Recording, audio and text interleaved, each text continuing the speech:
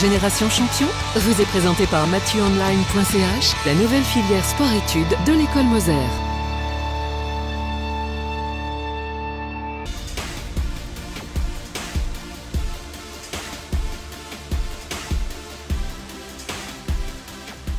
Bonjour et bienvenue, merci d'être avec nous dans Génération Champion. Génération Champion, vous le savez, eh bien, c'est l'occasion de mettre sur le même plateau un sportif champion actuel ou ancien, avec à ses côtés un jeune talent prometteur. Eh bien, aujourd'hui, figurez-vous que l'on va parler de pétanque et puis nous avons la chance d'avoir une multitude de champions, champions du monde, vice-champions d'Europe sont avec nous. On a l'embarras du choix, on vous l'a dit. On commence, et à tout seigneur, tout honneur, par Michel Vuignier. On va vous présenter un peu sommairement parce que vous avez un palmarès qui est long comme le bras, comme souvent du reste. Rappelez peut-être que vous avez 82 ans. C'est important de le souligner. Vous êtes champion du monde en 1973 à Casablanca. Là, on parle évidemment toujours pétanque. 5 titres de champion de Suisse, 6 coupes de Suisse, 25 titres de champion genevois, par exemple. Et puis également plusieurs victoires dans des tournois prestigieux. On pense notamment au Bol d'Or à Genève et puis également multiples vainqueurs de concours en France et en Suisse. On va accueillir alors le jeune cette fois-ci. On passe au jeune garçon prometteur. C'est Mikey Molinas, 21 ans, du club de la Sportive Mathenien.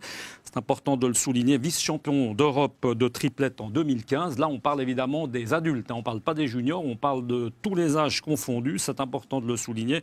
Champion suisse de doublette avec son papa, que l'on va accueillir dans un instant. Et puis également champion genevois, finaliste de la Marseillaise junior, qui est un des tournois les plus importants du monde, évidemment. Et puis également, c'est à peu près tout, mais c'est déjà pas mal. On va accueillir le papa pendant qu'on y est. Voilà, Joseph Molinas, dit Mamour. Prenez place, Joseph, avec un magnifique accent marseillais, ça fait plaisir. Avec un accent comme le vôtre, on va s'en rendre compte. On ne peut pas choisir un autre sport que, malheureusement ou heureusement, la pétanque, tu tires ou tu pointes, comme on dit. Bienvenue en tout cas sur ce plateau. 47 ans du club forcément de Mathenien, même club que votre fils, vice-champion d'Europe de triplette en 2015 également, champion de Suisse, on les compte même plus. Et puis également des titres de champion genevois. On va s'arrêter là parce que vous avez aussi un palmarès à peu près long comme le bras. On va accueillir maintenant Patrick Dumusc. Bienvenue Patrick sur ce plateau. Bonjour et bienvenue. Prenez place Patrick. Alors vous avez également un palmarès d'anciens joueurs de pétanque. On ne va pas trop y revenir. Vous êtes vous le coach de cette équipe qui va participer, c'est important de le préciser tout de suite, au championnat du monde de pétanque qui aura lieu à Madagascar début du mois de décembre. Oui, c'est à cet effet que vous êtes là. Vous allez nous expliquer dans un instant quel est peut-être le rôle d'un coach en termes de pétanque. Messieurs, moi je vais planter le décor si vous êtes d'accord. Ça commence peut-être mal. Est-ce que la pétanque est d'après vous vraiment un sport, un jeu, un loisir, un amusement? Mikey. Pour moi, c'est un sport loisir. Puisque déjà, la pétanque est un peu plus promovue qu'à l'époque, on va dire, de Michel.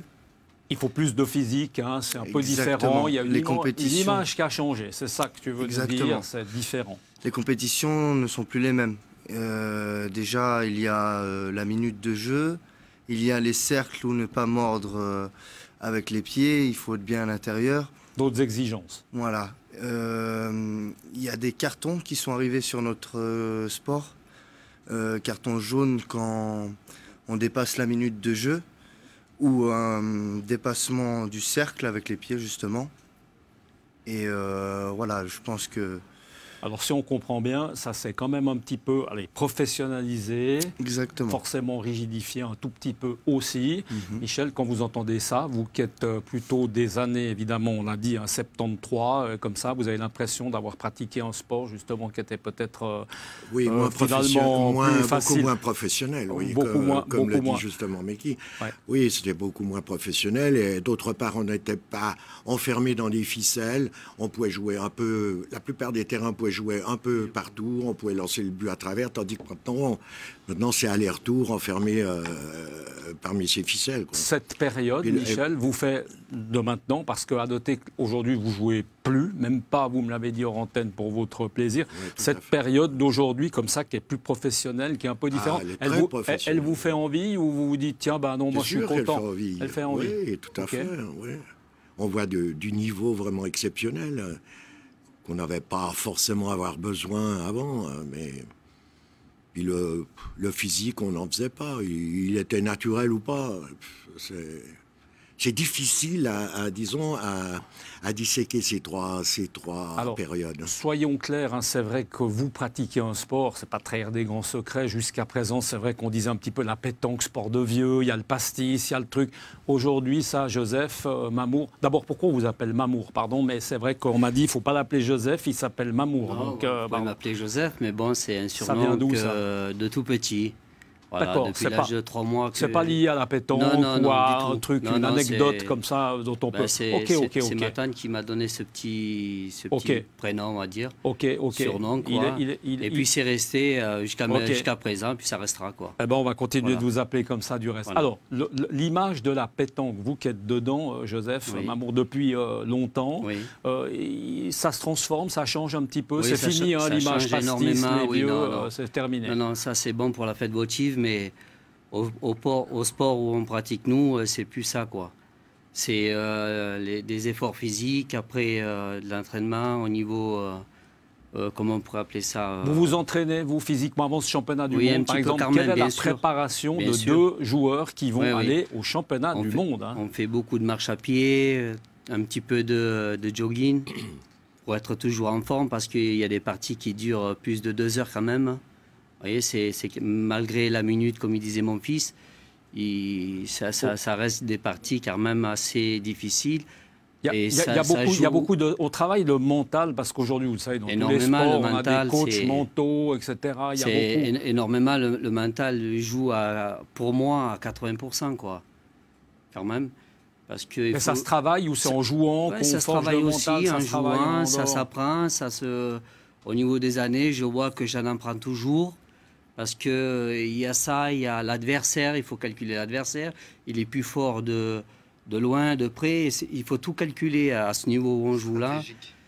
Voilà. Alors, Mikey, juste, voilà, vous partez au championnat du monde. La préparation maintenant, vous êtes à une dizaine de jours.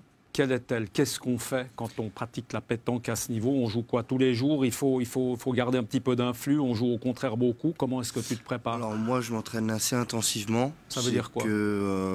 On laisse toujours un espace-temps, c'est-à-dire j'essaye de jouer un jour sur deux, de me reposer sur le jour de repos, soit en courant, et puis le jour de pétanque, faire des parties assez sérieuses, parce que de jouer pour s'entraîner comme ça, c'est pas très intéressant. Il faut toujours que ça soit, on va dire, un peu...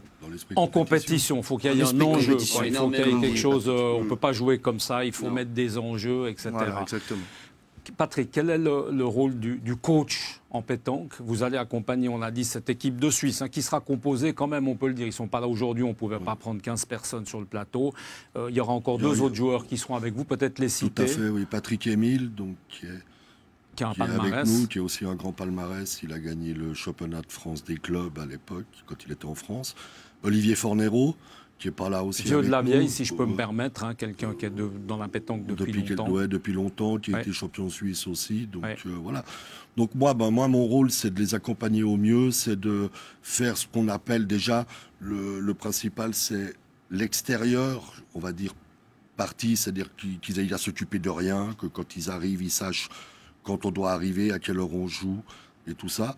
Et après, mon rôle sur le terrain, c'est simplement de voir aussi, d'analyser un peu l'adversaire, de voir eux où ils en sont, parce que quand ils sont dans la partie, il y a des choses qui ne se rendent pas compte, soit de l'adversaire, soit de eux-mêmes. Donc vous les coachez, il y a des conseils qu'on peut donner. Est-ce qu'on a le droit d'intervenir, comme au foot et comme ça, on peut intervenir directement sur le terrain? Voilà, si je remarque quelque chose, je peux appeler. En général, j'appelle toujours Mamour, parce que c'est un peu notre pilier de l'équipe, donc je discute avec lui. Patrick, il y aura une sélection à faire, parce qu'il y a 4 joueurs, on est d'accord, et en fait, il n'y a que 3 places, ça se joue en triplette. Alors ça joue Tout à fait, donc ça joue en triplette, Voilà. Le 4e reste à côté de moi, C'est ça. mais on peut faire des changements en cours de partie, un seul changement. Mais qui décide de qui joue? C'est vous, justement? Alors on en parle, vous, en général on en parle les 5, et puis aussi par rapport aussi à l'adversaire qu'on va rencontrer, Olivier étant le pointeur pur de notre équipe, donc si tout d'un coup on rencontre une équipe où il faudrait être un peu plus offensif, donc Olivier des fois resterait sur la touche, pour commencer bien sûr, mais pas... Voilà, ça c'est une discussion qu'on a entre nous en général et qu'on fait avant les parties. Ouais. Michel, ce championnat du monde, le fameux 1973, c'est encore bien présent dans votre esprit. Les joueurs qui jouent avec vous avez encore des contacts? C'était qui? C'était des joueurs d'ici? C'était des jeunes voix? On est très amis. Enfin, le 3e est décédé il y a quelques temps. D'accord. Mais avec Pierrot, c'est sûr, on a toujours des très bons rapports. Et là, il y avait aussi un coach, non, ou justement pas, vous vous débrouillez entre vous. Qui faisait quoi? C'était comment? Oui, on avait un coach, oui. C'est vrai. Il restait cloué sur sa chaise. Et, il faisait pas, il faisait pas. Des fois, il faut s'intéresser à une autre partie pour. D'accord. C'est pas lui qui faisait la différence. Ouais.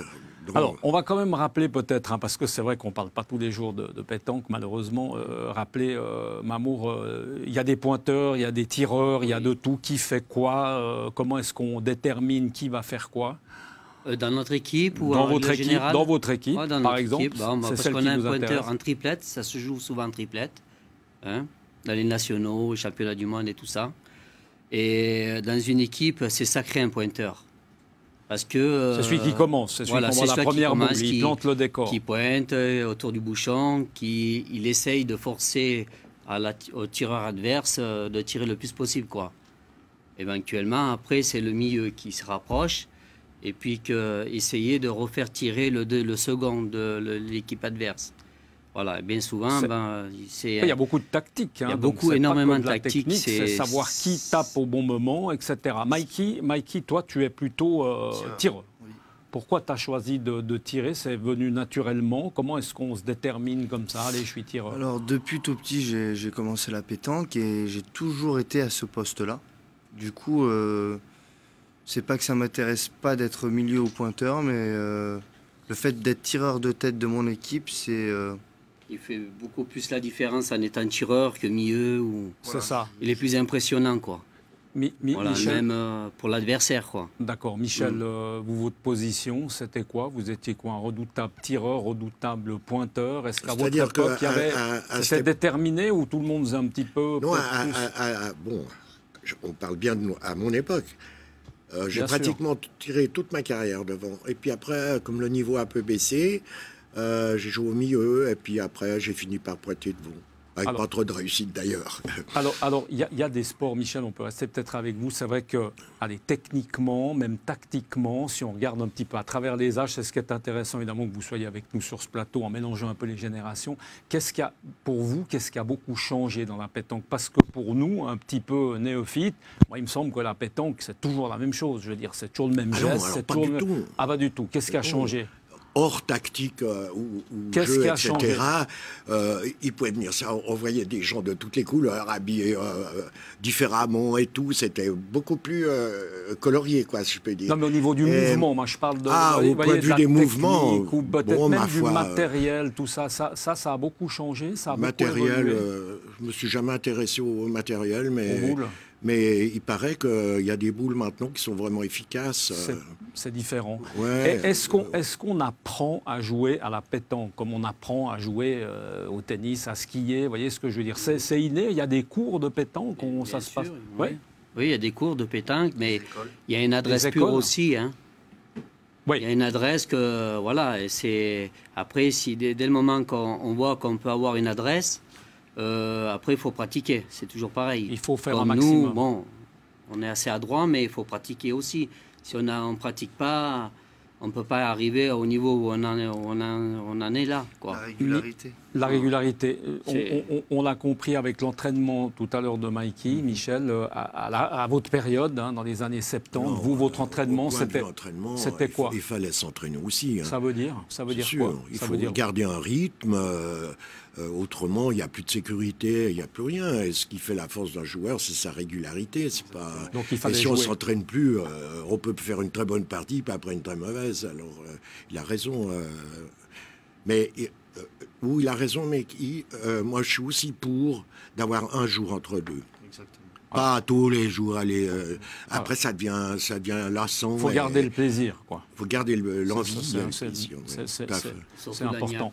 Au niveau, Patrick, au niveau soutien, c'est important, parce que c'est des sports, évidemment, au niveau fédération et tout. Par exemple, ce championnat du monde, là, vous allez partir, vous avez mis sur pied. Qui paye quoi? Chacun paye son truc, vous êtes soutenu, il y a des partenaires, ça se passe comment? Alors, au niveau de la fédération suisse, malheureusement, nous n'avons pas de partenaires. Ça, c'est dit. On n'en trouve pas. Okay. Donc, notre fédération, si on veut dire, tourne avec les cotisations de nos licenciés. Donc on est environ 2800 licenciés en Suisse à un montant de 40 francs en moyenne que coûte la licence pour la fédération. Et moi, quand je prépare mes budgets, comme je suis aussi responsable de toutes les équipes suisses, j'arrive très souvent à un budget supérieur à ce qu'on encaisse. Alors j'ai des bagarres avec mon trésorier, les autres cantonales. Mais non, mais là, on va partir à Madagascar. Donc le championnat du monde commence le 1er décembre. C'est moi qui ai décidé qu'on partait le 26. Pourquoi? Parce qu'il va falloir un temps d'adaptation là-bas. Mais tout ça, c'est la fédération qui paye. J'ai pu faire accepter le budget pour aller là-bas.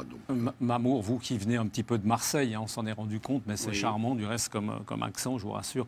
À Marseille, le sport, la pétanque, il y a des professionnels, c'est un autre monde.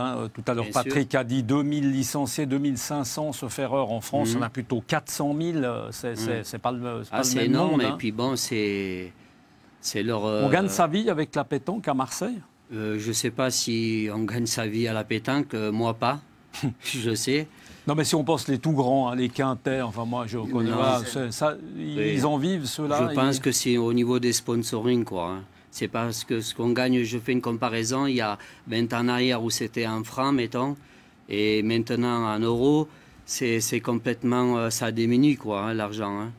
Maintenant, ça coûte énormément de frais pour descendre, l'hôtel, la restauration, il y a tout qu'il faut rentrer en jeu. Et puis les gens, il faut se le dire aussi, il y a la crise. Oui, donc d'habitude, ils invitent des équipes étrangères, même des équipes qui sont champions de France ou qui ont fait des gros résultats pour attirer éventuellement les gens qui sont dans la ville pour voir ce joli spectacle. Non, ça a baissé là. Patrick, on ne peut pas gagner sa vie à la pétanque en ce moment. Si on n'a pas un sponsor. On aura compris que ça reste difficile. Patrick, les équipes dangereuses cette année, on revient à ce championnat du monde, c'est un petit peu ce qui nous préoccupe. Est-ce que raisonnablement la Suisse, alors toujours la France dans les grandes favorites, puis il y a plein d'outsiders, il y en a plein. Il y a les Malgaches déjà, il y en a plein. Madagascar, il y a la Thaïlande, enfin les pays asiatiques, les pays africains, Tunisie, Maroc, Algérie, c'est toujours été des grandes nations. Ils ont des excellents joueurs. Après, nous, moi je considère qu'avec l'équipe que j'ai en ce moment, on a une chance. Vice-championne d'Europe. Vice-championne d'Europe, tout à fait, bien sûr. Et là, on sort d'un championnat d'Europe tête-à-tête. Aussi, on est vice-champion d'Europe encore. D'accord. Tête-à-tête, donc c'est pas mal. Toujours perdu contre la France, malheureusement. Mais bon, ça va bien arriver un jour où on va leur passer. On va les corriger. J'espère. Non, mais là, moi, j'ai entière confiance en mon équipe. Raisonnablement, on peut espérer quoi de cette équipe? Une médaille. Une médaille, un podium? Oui. Après, ça va être toujours de l'aléa des tirages. Après, parce qu'il y a des tableaux. Bien sûr. Je voulais juste revenir sur ce que disait Mamour tout à l'heure. Vous-même, vous disiez, au championnat d'Europe l'année passée, au championnat du monde, il y a 2 ans, quand ils ont été il y a 2 ans, je leur ai demandé de perdre une partie. Donc il n'a pas tellement compris à ce moment-là pourquoi on devait perdre. Mais bon, ils m'ont écouté. Puis après, parce qu'après, il y a des différences dans les tableaux. On peut se retrouver dans le tableau d'en haut, d'en bas. Et en allant voir les équipes qui allaient se trouver en haut, Ça peut nous faciliter un peu le parcours, donc voilà. Ah oui, mais c'est aussi mon rôle de m'occuper de tout ça. Donc le coach a sa raison d'être. Michel, vous, à votre époque, qui dominait la pétanque, c'était aussi déjà la France, ces nations-là. Là aussi, il y a eu du changement. Il y a eu la Thaïlande, par exemple, il y a 40 ans, ils jouaient la pétanque. Ils n'étaient pas tellement là encore, non. Oui, à fin de ma carrière, mais je pense là, on n'avait pas tellement de gens de l'Asie. Pas tellement, c'était les Français, les Espagnols, qui d'autre, la Belgique, évidemment. C'était un peu les trois nations. Mais il me semble qu'ils avaient fait un classement une fois, on était troisième, hein, je crois. Alors, nation. Quand même, pour le dire, la Suisse et Genève, d'abord, a accueilli plusieurs fois des championnats du monde. Dommage que ça ne se fasse plus. Dommage que peut-être André Diguer soit plus parmi nous parce qu'il a mis un bon coup pour la pétanque. Et comment voilà. Donc, mais la Suisse a quand même, je veux dire, de tout temps a été très bonne à la pétanque. On est presque une nation de pétanque, Patrick. On est resté longtemps dans la 3e, 4e position en tant que titre de champion du monde. Donc déjà Michel on a remporté un en 73. Avant Michel, on a eu 2 titres de champion du monde avec des joueurs comme Iveco, Teller et puis Ferro. Après, nous avons eu en 80... Mais ça, on explique comment? Parce que c'est bizarre ce qu'on a en Suisse. On a des marins qui cartonnent et on n'a pas de mer. On a des pilotes de voitures, on n'a pas de circuit qui vont bien. Vous, comment vous expliquez qu'on est bon à la pétanque? On est bon à la pétanque parce que c'est un sport d'adresse et les jeunes, ils aiment bien ça. Après, souvent les jeunes qu'on a, c'est des jeunes qui ont été amenés par leurs parents. Donc c'est très très dur malheureusement en Suisse d'avoir des jeunes. Hein. Et la pétanque n'est pas encore dans les écoles. Hein. Non, malheureusement. J'ai fait des essais, je vous le dis franchement, c'est très compliqué. Okay. Comme on est un petit peu dans les projections, parce que le temps passe malheureusement, désolé, mais on est obligé de parler des Jeux Olympiques, messieurs. On y croit, ces Jeux Olympiques, à Paris? La pétanque aux Jeux Olympiques, c'est possible, hein, on en parle. Hein. Bien sûr, c'est possible. Mikey, C'est en votation, c'est en 2024, c'est ça? C'est ça. Et ça ne considérera pas juste le sport pétanque, ça sera boule de longue, provençal. Ce qu'on appelle jeu provençal, c'est ça? Exactement. D'accord. En espérant qu'on sera voté pour. Hein. Donc si Paris est là, la pétanque... Il y aura le sport boule complet. Pétanque, lyonnaise, Rafa, boule synthétique. Ça ferait évoluer notre sport. Hein, ça serait une excellente... fortement parce que, comme on disait tout à l'heure, en tout début de plateau, c'est plus le pastis, le ricard, la pétanque que nous formons, quoi. On n'en a pas parlé, mais j'ai entendu dire, Patrick, vous m'arrêtez, parce qu'on parle du pastis, il y a des contrôles hein, maintenant, dopage, même alcool, c'est ça? Oui, au championnat du monde, maintenant, championnat du monde, championnat d'Europe. Donc ils tirent au sort un terrain. Et puis à la fin de la partie, ils viennent chercher les 2 équipes et ils les font souffler, oui, bien sûr. Michel, je suis obligé de vous dire si ce qu'on raconte là, ça vous parle. Vous, il n'y avait pas trop de contrôle? C'est-à-dire, oui. Si, il y avait des quand on rentre à la maison. C'était la femme qui... C'était à la maison que ça contrôlait, c'est ça? Non, autrement, il n'y en avait pas. Il n'y avait pas, ça n'existait pas. Bon, écoutez, merci beaucoup en tout cas, messieurs, d'être venus nous faire partager votre passion quelques instants. Non, on est très content d'avoir parlé de pétanque. On n'a pas souvent l'occasion. Bonne chance déjà, messieurs, à vous qui serez sous les feux de la rampe à Madagascar, on le rappelle, entre le 1er et le 4 décembre. Et puis, messieurs, merci beaucoup. Bonne chance à votre équipe, Patrick. Merci à vous. Michel, portez-vous bien, continuez. Merci beaucoup d'être venus jusqu'à nous. Messieurs, dames, merci beaucoup en tout cas de nous avoir suivis.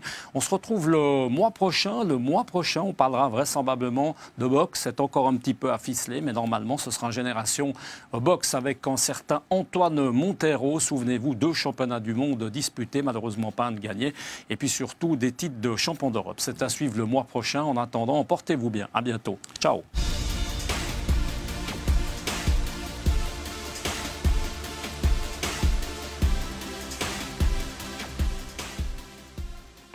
Génération Champion vous a été présentée par MathieuOnline.ch, la nouvelle filière sport-études de l'école Moser.